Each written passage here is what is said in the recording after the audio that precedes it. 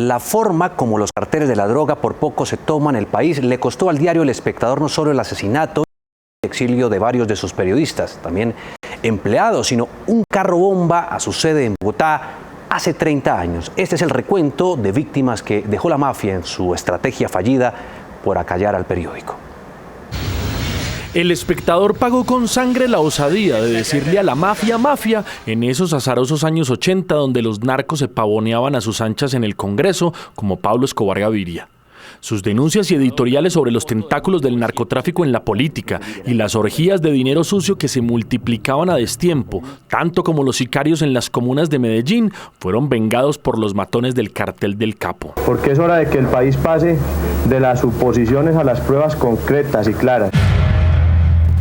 Varios periodistas y empleados del diario fueron asesinados. Algunos más tuvieron que marchar al exilio. Sus instalaciones fueron bombardeadas y los jueces que se atrevieron a indagar resultaron en la morgue.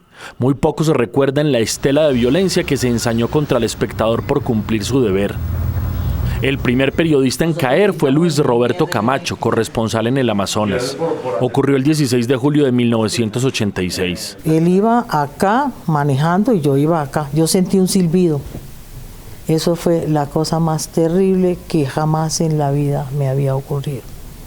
De una vez el carro trastabilló, se fue contra el andén. Y no obstante, el sicario le dispara, había otros dos. La consigna era acabar con la existencia de Luis Roberto Camacho Prada. Camacho documentaba entonces las fortunas malditas del narcotráfico en el Amazonas y los nombres de esos nuevos ricos como Evaristo Porras, con pistas clandestinas, guardaespaldas y patrones.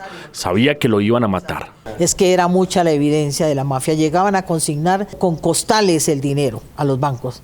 Y uno, mirando eso, quedarse impávido como un atulampado, dijo el santanderiano, él no era capaz de hacer eso. Entonces él escribía. Yo dije en el sepelio, dije, un hombre de esta calidad y un hombre con una mente tan limpia no podía prevalecer en medio de esta inmundicia que nos rodea.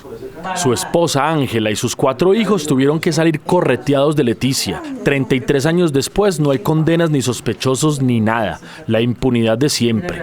Lo dice con todas sus letras Ángela María Camacho. Este es el reflejo de un país encarcelado, encarcelado en una historia de dolor, encarcelado en una historia de tragedia permanente y constante. Lo que pasó hace tantos años con la historia de mi papá sigue pasando hoy con otros rostros, con otras vidas, pero con las tragedias visitando las familias colombianas. En una tarde fría en Bogotá, ambas recordaron el exterminio que emprendió la mafia contra El Espectador. Ese mismo año de 1986, por ejemplo, el 17 de diciembre, fue asesinado el director del diario, don Guillermo Cano. Poco después, en 1987, tuvieron que irse del país sus hijos Fernando y Juan Guillermo, quienes lo reemplazaron. Así como el periodista Fabio Castillo, que ese año publicó el libro Los jinetes de la cocaína y solo pudo regresar en 1994. Era El Espectador el que estaba haciéndole contrapeso en ese momento al narcotráfico. La cruzada de barbarie contra el diario de los Cano persistió. El 29 de marzo de 1989 fue asesinado el abogado y periodista del Espectador Héctor Giraldo Gálvez, quien descubrió al prestamista del cartel Luis Carlos Molina Yepes, el único condenado por el magnicidio de Guillermo Cano. El 2 de septiembre de 1989 ocurrió el bombazo a las instalaciones del periódico en Bogotá y apenas un mes después, el 10 de octubre, sicarios ultimaron a los gerentes administrativo y de circulación en Medellín, Marta Luz López y Miguel Soler. 6 meses después, Hernando Tavera, quien atendía labores de distribución del diario en Medellín, corrió la misma suerte. Hoy, en tiempos de memoria y homenaje, los recordamos a todos. Juan David Laverde, Noticias Caracol.